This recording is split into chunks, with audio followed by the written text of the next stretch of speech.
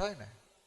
અહીંયા જેટલા બેઠા છે એ લોકો એક સંકલ્પ કરે કે તમારી સોસાયટીમાં 2000 રૂપિયા જો ફાળો લેવા આવે ને તો એની બદલે તમે 2500નું ગાયનું ઘી દીવા કરવા માટે આપજો.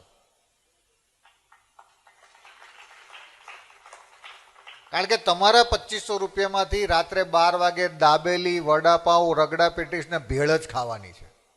માતાજી સાથે કંઈ નિસ્બતતા નથી. પણ આપણે તો જાગૃતિની શરૂઆત કરીએ. તો આપણે જાગૃતિની શરૂઆત કરીએ કે તમારા ત્યાં નવરાત્રિ થાય તો તમારા તરફથી ગાયનો 1 કિલો ઘી તમે મોકલાવજો. અમારા આશ્રમમાંથી છાણા મોકલાવજો, અગરબત્તી મોકલાવજો.